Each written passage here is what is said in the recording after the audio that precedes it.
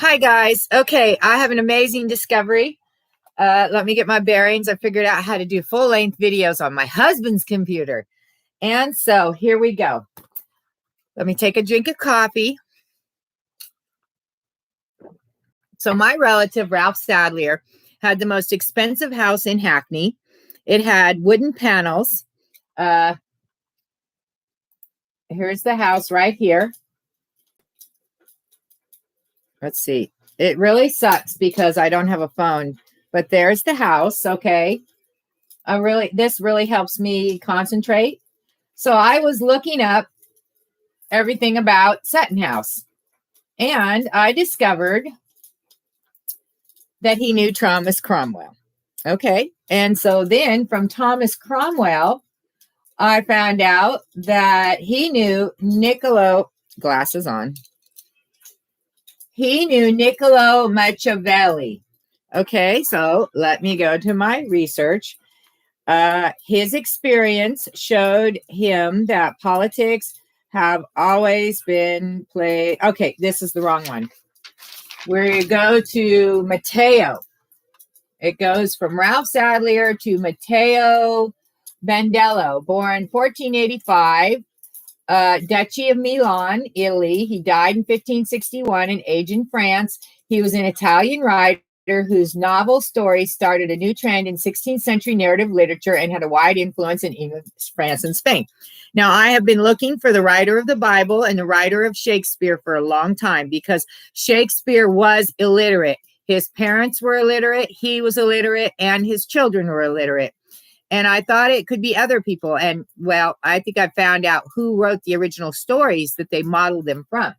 So Matteo Bandello was a monk, diplomat, and soldier, as well as a writer. And his 214 tales were published in 4 volumes between 1554 and 1573. They are frequently daring or sensual in the manner of Boccaccio's Decameron and provide valuable insights into the social intrigues of Renaissance Italy. Though his stories are rich in dramatic and romantic elements, Bandello, unlike his contemporaries, did not aim at classical dignitary in narrative style. In the 1560s and 70s, Bandello's stories, were translated into both French and English, kind of like the Bible. That's very interesting. And the English translators took the liberty of adding a severe moral tone to the tales. Ooh. The stories provided the themes for several important Elizabethan plays, notably Shakespeare's Romeo and Juliet in 1594-95, Much Ado About Nothing in 1598-99, and Twelfth Night, 1601 and 02, and John Webster's The Duchess of Malfi, 1613 and 14. Bandello's influence can also be discovered in French and Spanish literature. So I was like, okay, that's cool, but I'm not going to delve into him. So then he knew this other guy. We're going to click out of him now. And this other guy, click out, is Niccolo Machiavelli. Okay, let's read his history, and then I'm going to read you the history of republicanism. I don't think anybody knows the history. If you claim to be a Republican, you should research it. I mean, come on. Why would you be something you don't know anything about? Do you guys know anything about it? So, Niccolo Machiavelli was born May 3rd, 1469, and died June 21st, 1527. He was an Italian diplomat, philosopher, politician, historian, and writer who lived during the Renaissance. He is best known for his political treatise, The Prince, written, and they call it The Principle, written about 1513. He has often been called the father of modern political philosophy and political science. Did you know that? I bet you didn't. I bet Trump knows that. Okay. So for many years, he served as a senior official in the Florentine Republic, with responsibilities in diplomatic and military affairs. He wrote comedies, carnival songs, and poetry. His personal correspondence is of high importance to historians and scholars.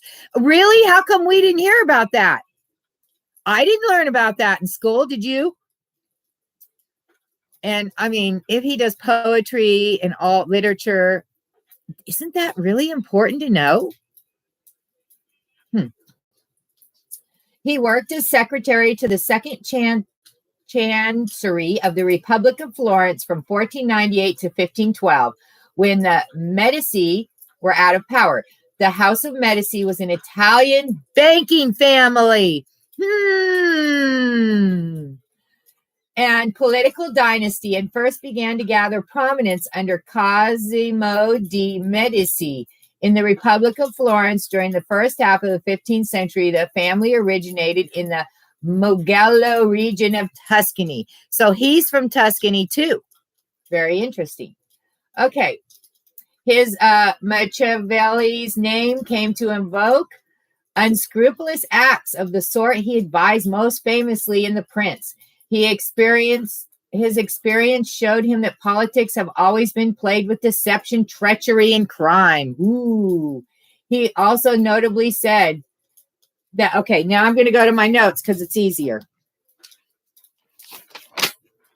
Notes. I've been working all morning for you to learn, and we're going to learn.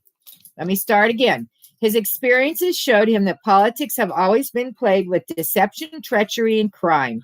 He also said that a ruler who is establishing a kingdom or a republic and is criticized for his deeds. Oh my God, that sounds like Donald J. Trump. Is that a coincidence? Including violence should be excused when the intention and the results are beneficial. So if you know everything about Trump, okay, he pushes the vaccines, and it got a lot of people to go, oh my God, he's pushing the vaccines. Oh my God, I can't trust him anymore. So anyway, get down, Slash, I'm busy. Get down. Anyways, do not judge unless you know what the hell's going on. Why are you judging him? Do you know the playbook? Obviously not. You have to have faith in your heart. And I do, and I found it. Slash, I'm sorry, no. Okay, he wrote The Prince, the disc. If he walks by, oh well. He wrote The Prince. It's a book called The Prince, and this is the playbook that Trump is following. If you walk on the computer, I'm not going to be happy. Go on. They want out. Keep going. Keep going. Thank you. Okay, here we go. The Discourses on Livy, composed in 1517. But earlier they said 1513. So kind of interesting. There's 4 years in between. Is often said to have paved the way of modern republicanism. His family descended from Marquises of Tuscany and to have produced 13 Florentine gonfaloniers of justice. I'll get into that another time. He wrote 2 principal. I forgot the L. It concentrates on the possibility of a new prince to retain power. The hereditary prince must carefully balance the interests of a variety of institutions to which the public are accustomed. He must first stabilize his newfound order to build an enduring political structure. The social benefits of stability and security can be achieved in the face of moral corruption. Do you hear that? The public and private morality had to be understood as 2 different things in order to rule well. As a result, a ruler must be concerned not only with reputation, but also must be positively willing to act unscrupulously at the right times. Sounds familiar. For a ruler, it was better to be widely feared than to be greatly loved. A loved ruler retains authority by obligation, while a feared ruler rules by fear of punishment. What does that say? Read it. Can you see it? Yeah. He emphasized the necessity for the methodical exercise of brute force or deceit, including extermination of entire noble families to head off any chance of a challenge to the prince's authority. The ends justify the means. I did not know this dude made that quote. That is so cool. And later I'll look that up by itself and see what that says. Here we go. The fraud and deceit are necessary for a prince to use. Violence may be necessary for the successful stabilization of power and introduction of new political institutions. This is a planned book. Okay. Force may be used to eliminate political rivals, to destroy resistant populations, and to purge the community of other men strong enough of a character to rule, who will inevitably attempt to replace the ruler. How many times have they tried to impeach Trump and why? I think I answered that question. Pretty interesting. Guess what? The Catholic Church banned his book, The Prince. Okay. So, let's go on and read more. And he's got a lot of stuff about him.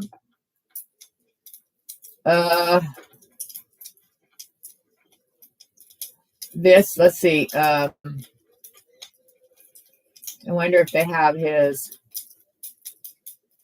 The Gonfalonier of Justice was a post in the government of medieval and early Renaissance Florence. It was introduced in 1293 when Giano del Tabella Ordinance of Justice came into being. Okay, I'm not going to open that one. One of the offices of a group of 9 citizens selected by drawing lots every 2 months and who formed the government of Signoria. Signoria was the government of the medieval and Renaissance Republic of Florence between 1250 and 1532. It's 9 members were chosen from the ranks of the guilds of the city, 6 of them from the major guilds and 2 from the minor guilds. But he was never a full citizen of Florence because of the nature of Florentine citizenship in that time, even under the Republican regime. Machiavelli married Marita Corsini in 1502. And Machiavelli was born in a tumultuous era in which popes waged acquisitive wars against Italian city-states, and people and cities often fell from power as France, Spain, and the Holy Roman Empire battled for regional influence and control. Starting to understand the war a little bit, too. Political military alliances continually change, featuring condottieri, mercenary leaders who changed sides without warning, and the rise and fall of many short-lived governments. Now, let me tell you, that's what's happening between the Democrats and the Republicans. They constantly, the people who call themselves Democrats constantly change back and forth so that you don't know who your enemy is. So you have to have deceit to fight the deceit. Okay. He was taught grammar, rhetoric, and Latin. It is thought that he did not learn Greek, even though Florence was at the time one of the centers of Greek scholarship. In 1494, Florence restored the Republic. expelling the Medici family that had ruled Florence for some 60 years. Shortly after the execution of Savonarola, who was an Italian Dominican friar from Ferrara and preacher active in Renaissance Florence, he is known for his prophetic of civic glory, the destruction of secular art and culture, and his calls for Christian renewal. See how they used religion? Machiavelli was appointed to an office of the Second Chancery, a medieval writing office that put Machiavelli in charge of the production of official Florentine government documents. Shortly thereafter, he was also made the secretary of the... I'm not reading that. It's in some other language. In the first decade of the 16th century, he carried out several diplomatic missions, most notably to the papacy in Rome. Florence sent him to Pistoia to pacify the leaders of two opposing factions which had broken into riots in 1501 and 1502. When this failed, the leaders were banished from the city. A strategy which Machiavelli had favored from the outset. From 1502 to 1503, he witnessed the brutal reality of the state-building methods of Cesare Borgia, who was a cardinal, Spanish origin, whose fight for power was a major inspiration for The Prince by Niccolo Machiavelli. He was an illegitimate son of Pope Alexander V1. I'm not saying that. Those are 6 or 5 or 4. And member of the Spanish Aragonese house. And his father, Pope Alexander, whatever that was, here he is, the guy I just talked about, was head of the Catholic Church and ruler of the Pale States from 11 August 1492 until his death in 1503. He was like our Pope. They took him out to make the Republic? Did they really? Okay. Who were then engaged in the process of trying to bring a large part of central Italy under their possession. The pretext of defending church interests was used as a partial justification by the Borgias. Other excursions to the court of Louis XII and the Spanish court influenced his writings, such as The Prince. At the start of the 16th century, Machiavelli conceived of a militia for Florence. He made his own military? And he then began recruiting and creating it.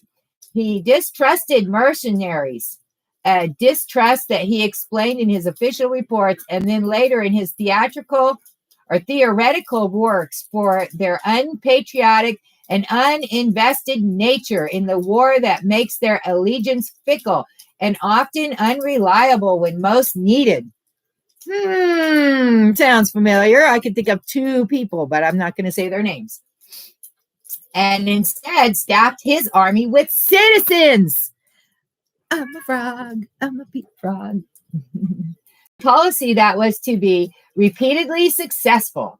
By February 1506, he was able to have marching on parade 400 farmers suited, including iron breastplates. He got the farmers to march against them and armed with lances and small firearms. Guns. Under his command, Florentine citizen soldiers defeated Pisa in 1509. Machiavelli's success did not last. In August 1512, the Medici, backed by Pope Julius II, used Spanish troops to defeat the Florentines at Prato. In the wake of the siege, Soderini resigned as Florentine head of state and left in exile. The experience would, like Machiavelli's time in foreign courts and with the Borgia, heavily influence his political writings. The Florentine city-state and the Republic were dissolved. And Machiavelli was deprived of office and banished from the city for a year. In 1513, the Medici accused him of conspiracy against them and had him imprisoned. Despite being subjected to torture with the rope. Back then ropes were made of hemp. They should have said with the hemp rope. in which the prisoner is hanged from his bound wrists from the back, forcing his arms to bear the body's weight and dislocating the shoulders. He denied involvement and was released after 3 weeks. Machiavelli then retired to his farm estate in St. Andrea in Percusiana.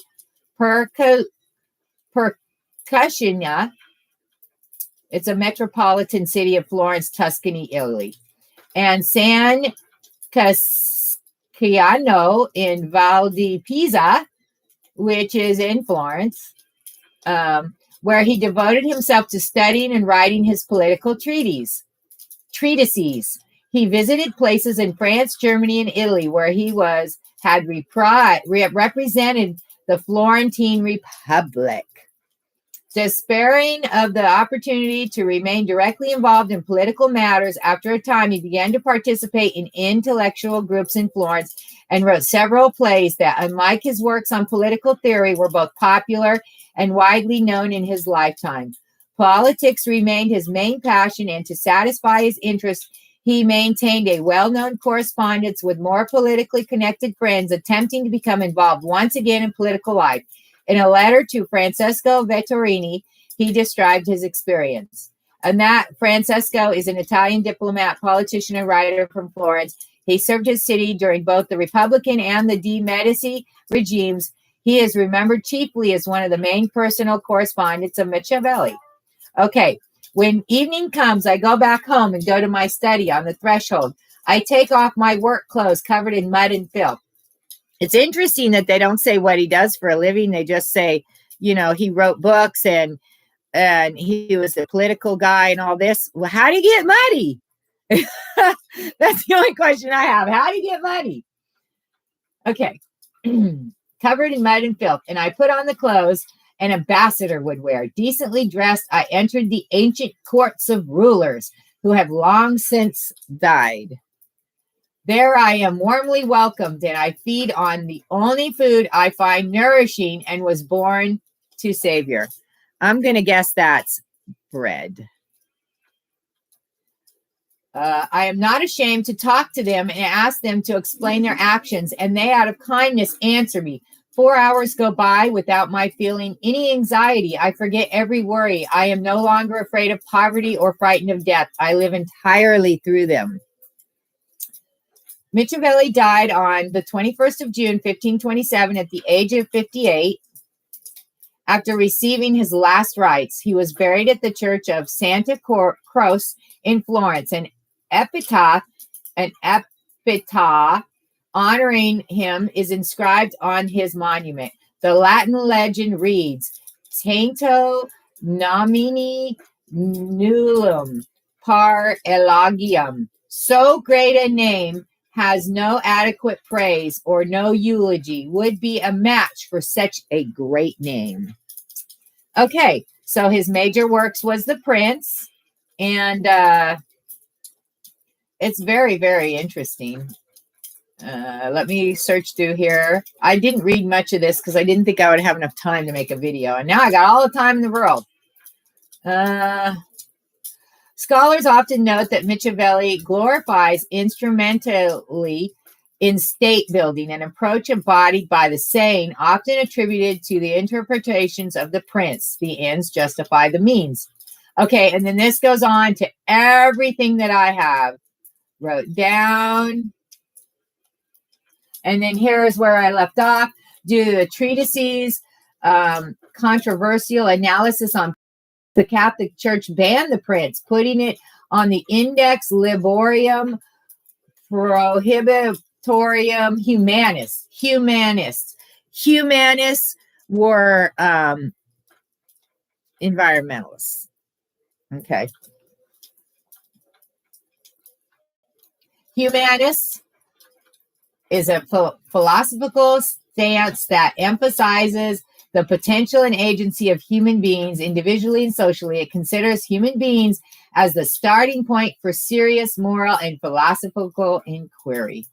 Okay, also viewed the book negatively, including Erasmus and Rotterdam. As a treatise, its primary intellectual contribution to the history of political thought is the fundamental break between political realism and political idealism, due to it being a manual on acquiring and keeping political power. In contrast with Plato and Aristotle, Machiavelli insisted that an imaginary ideal society is not a model by which a prince should orient himself. Concerning the differences and similarities in Machiavelli's advice to ruthless and tyrannical princes in The Prince and his moral republican exhortations in discourses on Livy, few assert that The Prince, although written as advance for a Moraccio prince, contains arguments for the superiority of republican regimes, similar to those found in the discourses of the 18th century. The work was even called a satire, but for example, by Jean-Jacques Rousseau, who was a philosopher, writer, composer, and his political philosophy influenced the progress of the Enlightenment through Europe. Enlightenment, illumination, light bulbs, Baal. Need I say more?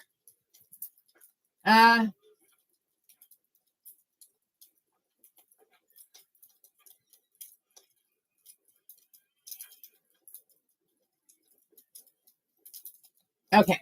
Scholars such as Leo Strauss and Harvey Mansfield have stated that sections of The Prince and his other works have deliberately esoteric statements throughout them. However, Mansfield states that this is a result of Machiavelli seeing grave and serious things as humorous because they are manipulative by men,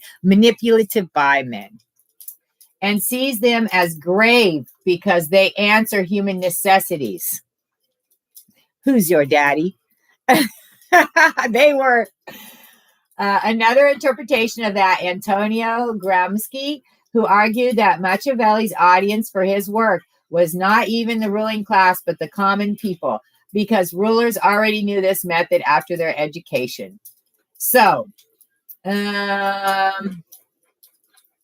I'll read this shortly. This is the Discourses of Livy. The discourses of the first 10 books of Titus Livius, written around 1517, published in 1531, often referred to simply as the discourses or discourses of discoursi, is normally a discussion regarding the classical history of early ancient Rome. Although it strays very far from the subject matter and also uses contemporary political examples to illustrate points, Machiavelli represents it as a series of lessons on how a republic should be started and structured.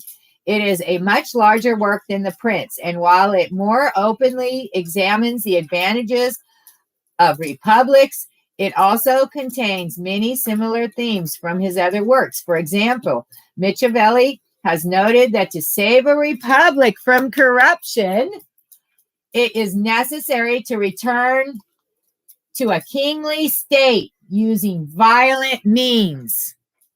The Punisher play. He excuses Romulus for murdering his brother Remus. Sounds like Abel and Cain.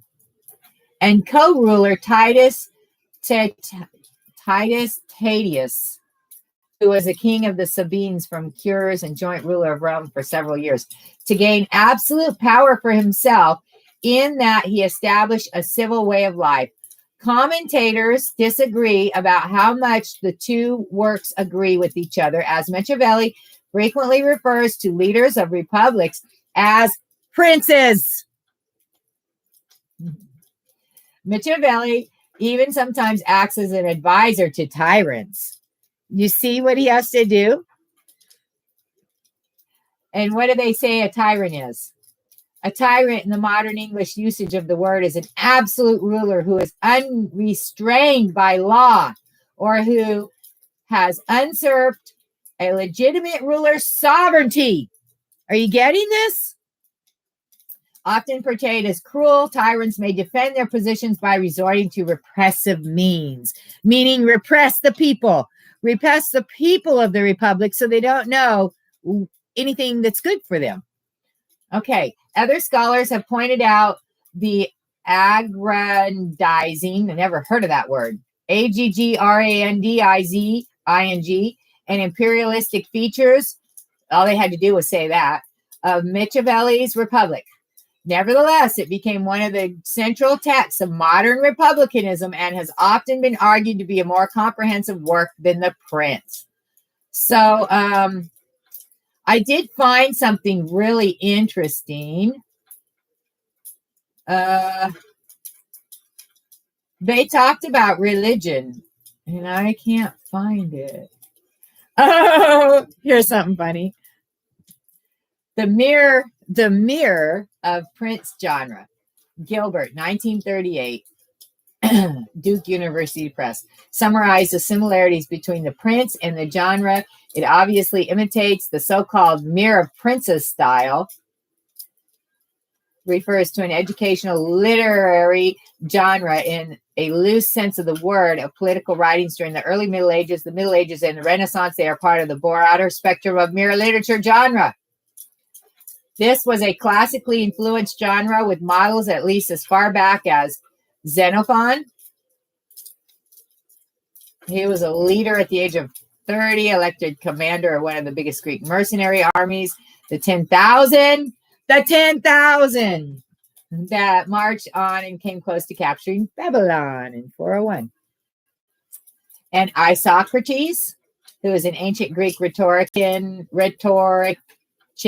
of one of the 10 Attic orators, among the most influential Greek rhetoricians of his time.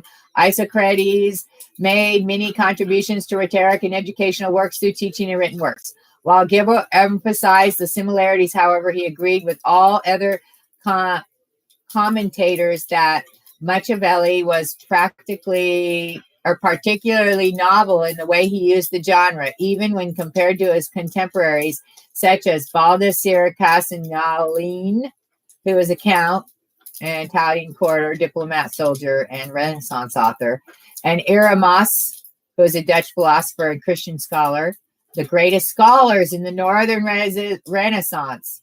He was a Catholic priest.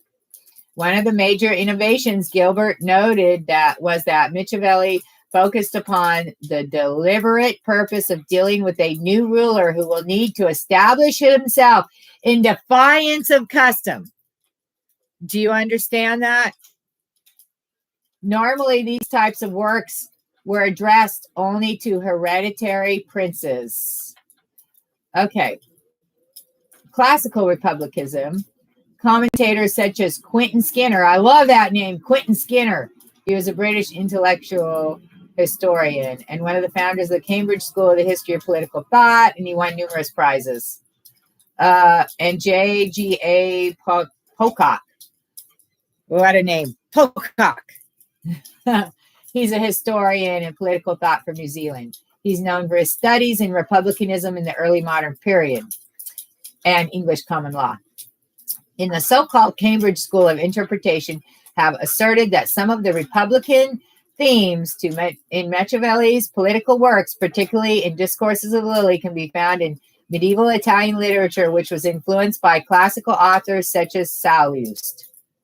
And he was a Roman historian and political from an Italian plebeian family. Sallust was born in Amiternum in the country of Subris and was a populist and opponent of the old Roman aristocracy. Let's see here.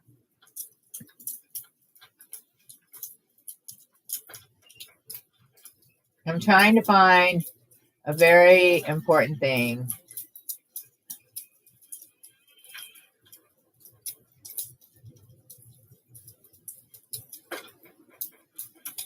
Classical materialism. You know, they have all these people who oppose him picking him apart in this article. And that's a no bueno. I want both sides picking him apart, not just one side. What kind of crap is that? Okay. Some scholars note the similarity between Machiavelli and the Greek historian Thucydides. Oh, that's cool. 411 BC, Sparta and Athens. Since both emphasize power politics, Strauss argued that Machiavelli may indeed have been influenced by pre-Socratic philosophers, but he felt it was a new combination. Contemporary readers are reminded by Machiavelli's teachings of Thucydides.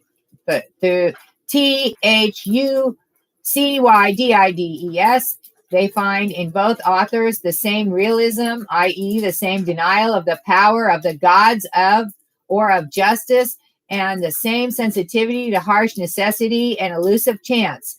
Yet that THUC never calls in question the intrinsic superiority of nobility to baseness, a superiority that shines forth particularly when the noble is destroyed by the base. It sounds like cut the head off the snake. Therefore, his history arouses in the reader a sadness which is never aroused by Machiavelli's books. I'm not going to mourn for them. In Machiavelli, we find comedies, parodies, and satires, but nothing reminding of tragedy. One half of humanity remains outside of his thought. There is no tragedy in Machiavelli because he has no sense of the sacredness of the common. That's just one dude's opinion that's probably twisted.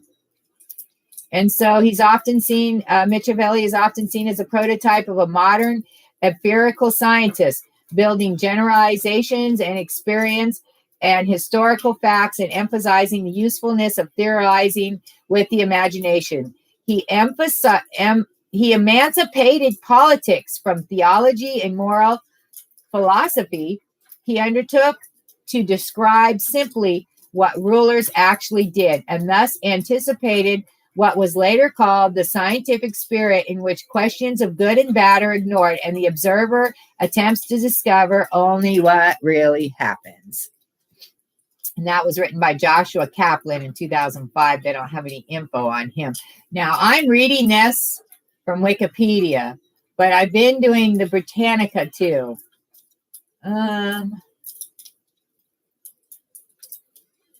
Okay, here's his fortune. Machiavelli is generally seen as being critical of Christianity as it existed in his time, specifically in its effect upon politics and also everyday life. In his opinion, Christianity, along with the teleological Aristotelianism and the church had become to accept, allowed practical decisions to be guided too much by imaginary ideals. Sounds like the ideas the Democrats are trying to put more than so similar, and encourage people to lazily leave events up to providence, or as he would put it, chance, luck, or fortune.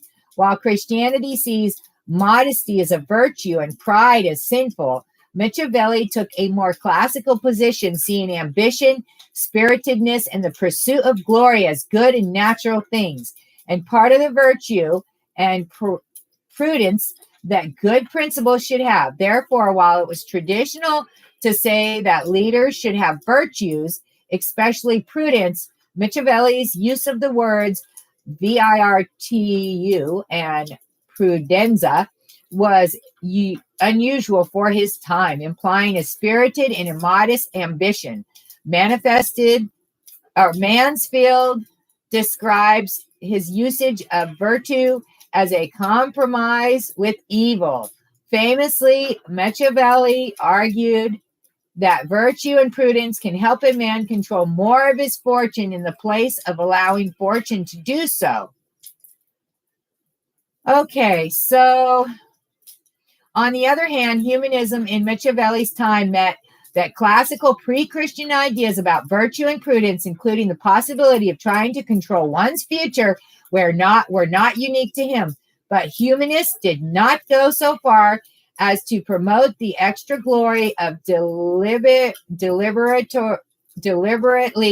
aiming to establish a new state in defiance of traditions and laws. It has been argued that it did more than just bring back old ideas and that Machiavelli was not a typical humanist. Good. And Strauss from 1958. Like, can they get someone from his time? Argues that the way Machiavelli combines classical ideas is new, while Xenophon and Plato also described realistic politics and were closer to Machiavelli than Aristotle was. They, like Aristotle, also saw philosophy as something higher than politics. Machiavelli was apparently a materialist. Materialist, a form of philosophical monism that holds that matter in the fundamental substance in nature, and that all things, include mental states and consciousnesses, are results of material interactions. According to philosophical materialism, mind and conscious are byproducts.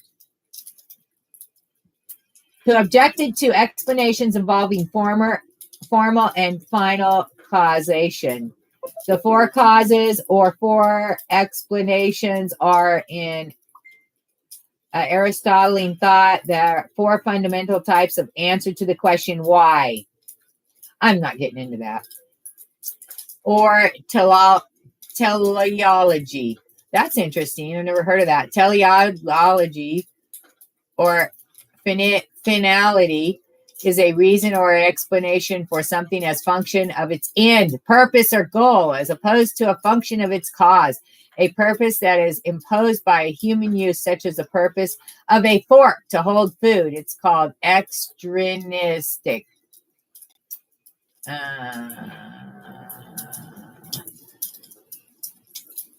Okay, this is interesting. Machiavelli's promotion of ambition among leaders while denying any higher standard meant that he encouraged risk-taking and innovation, most famously the founding of new modes and orders.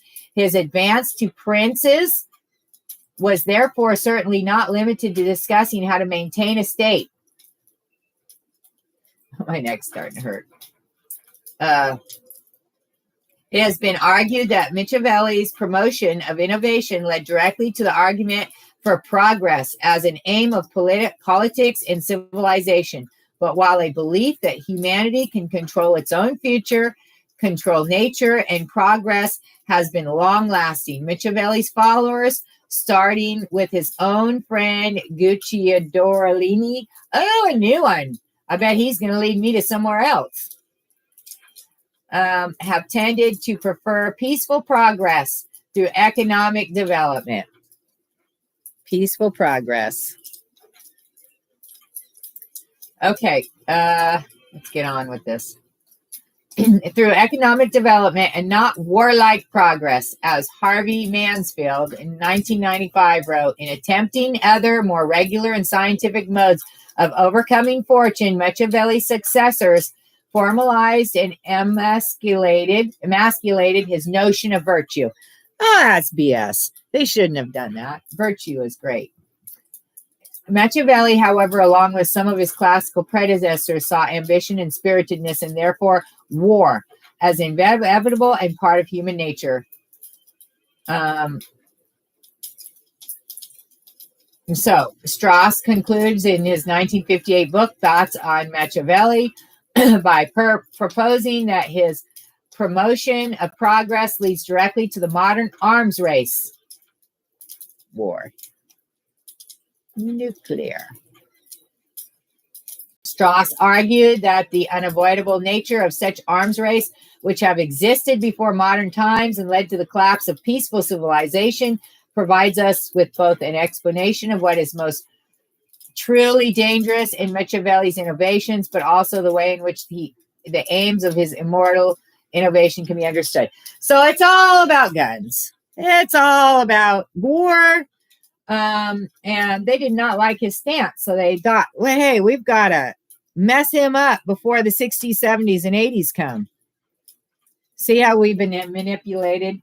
And then, okay, so we're at the last part, and this is what I wanted to tell you guys. This is the religion part. Listen very carefully, okay? Everything is written.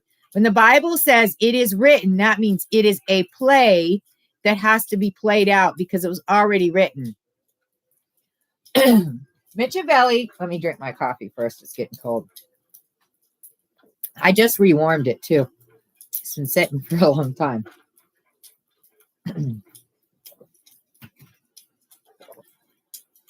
Okay. Machiavelli shows repeatedly that he saw religion as man-made, and that the value of religion lies in its contribution to social order, and the rules of morality must be dispensed with if security requires it. In The Prince, the Discourses, and in the life of Castruccio Castracani, he describes prophets, as he calls them, like Moses, Romulus, Cyrus the Great, and Theseus. He treated pagan and Christian patriarchs in the same way. As the greatest of new princes, the glorious and brutal founders of the most novel innovations in politics and men, who Machiavelli assures us have always used a large amount of armed force and murder against their own people. He estimated that these sects last from 1,666 to 3,000 years each time.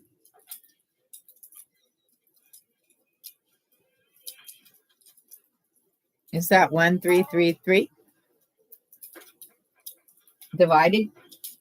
Which, as pointed out by Leo Strauss, would mean that Christianity became due to start finishing about 150 years after Machiavelli. Machiavelli's concern with Christianity as a sect was that it makes men weak and inactive, delivering politics into the hands of cruel and wicked men without a fight. Please put your religion down. You're dividing your brothers. And it's trying to tell you not to divide your brothers at the same time. While fear of God can be replaced by fear of the prince. If there is a strong enough prince, Machiavelli felt that having a religion is, in any case, especially essential to keeping a republic in order. For Machiavelli, a truly great prince can never be conventionally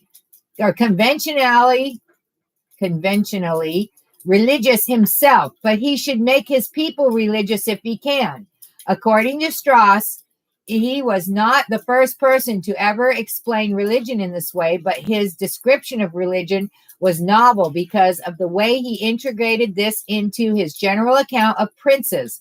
Machiavelli's judgment that governments need religion for practical political reasons was widespread among modern proponents of republics until approximately the time of the French Revolution. That's when my family lost all their records in France. 3 lines from that period. This, therefore, represents a point of disagreement between himself and late modernity. Modernity. I think it should be modernality. So, anyways, I implore you to look him up. Oh, man. Check this out. He looks a lot like Michelangelo right here. Let me click on the picture.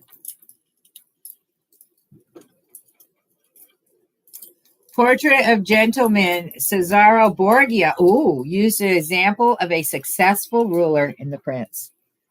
See? That is what a successful prince looks like. I love it.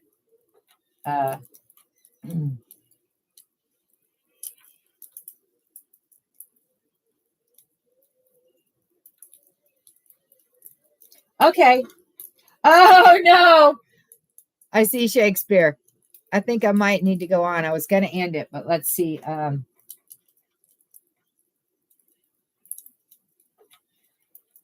Oh, that's Francis Bacon. Interesting how he looks just like Shakespeare. Francis Bacon argued the case for what would become modern science, which would be based more upon real experience and experimentation, free from assumptions about metaphysics and aimed at increasing control of nature. He named Machiavelli as a predecessor. And then I want to read this one thing because it's 17. In the 17th century, it was in England that Machiavelli's ideas were most substantially developed and adapted, and that republicanism came once more to life. And out of 17th century English republicanism, there were to emerge in the next century not only a theme of English political and historical reflection of the writings of the Bolingbroke Circle, and of Edward Gibbon, 1776, and of early parliamentary radicals, but a stimulus to the Enlightenment in Scotland, illumination, and the continent, and in America. So, it's getting good. Scholars have argued that Machiavelli was a major indirect and direct influence upon the political thinking of the founding fathers of the United States due to his overwhelming favoritism of republicanism and the Republican type of government. So you Democrats, when you say that your party founded the United States political system, you're lying. Do your research. And the Republican type of government. According to John McCormick, it is still very much debatable whether or not Machiavelli was an advisor of tyranny or a partisan of liberty. Benjamin Franklin, James Madison, Thomas Jefferson followed Machiavelli's republicanism when they opposed what they saw as the emergency aristocracy that they feared Alexander Hamilton was creating with the Federalist Party. Ew. Look at that. That's a black circle with 1, 2, 3, 4, 5, 6, 7, 8, 9, 10 white lines and black on the outside. The Federalist Party was the first political party in the United States under Alexander Hamilton. It dominated the national government from 1789 to 1801, and it became a minority party while keeping its stronghold in New England, and made a brief resurgence by opposing the War of 1812. Is that the connection to England? Where was I? Okay. Hamilton learned from Machiavelli about the importance of foreign policy and domestic party, but may have broken from him regarding how rapacious a republic needed to be in order to survive. He was weak. He didn't follow the playbook. He changed the playbook and made something evil. Weak. Alexander Hamilton, you were weak. Hey, don't they make a Hamilton play? What's the name of that play? Can someone comment that they were all talking about in 2016, 17? So weird.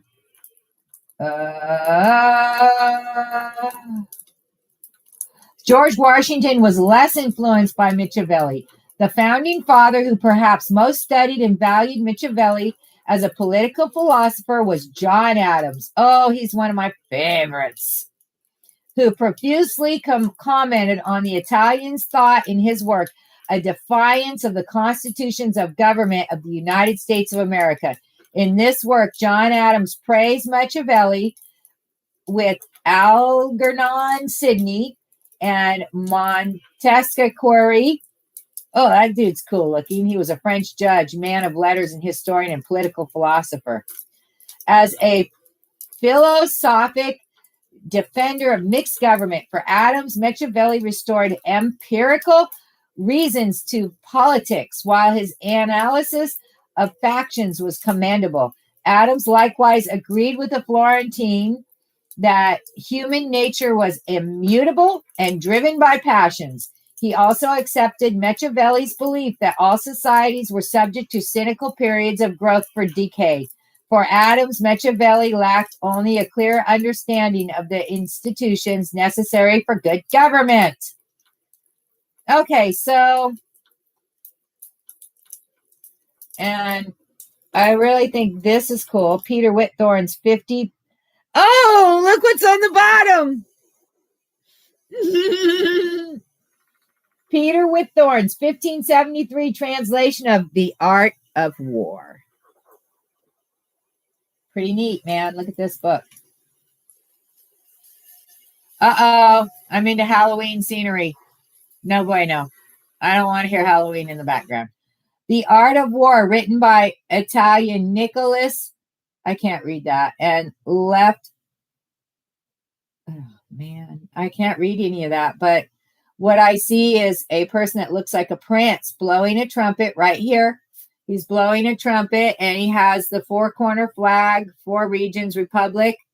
And it looks like he's got a crown around him. And it shows either he's holding a banner, and then something's coming up here, and it has two shields. I've seen that before. Oh, I've seen that before on something else. And then you have a nobleman with the drum, and he's holding a rod. And then at the bottom, it shows all the horses together at war. And then look at the bottom, a lion with arrows going out of his mouth. And I see scrolls, and I see swords. Okay, guys. Pretty cool shit, man. Pretty cool.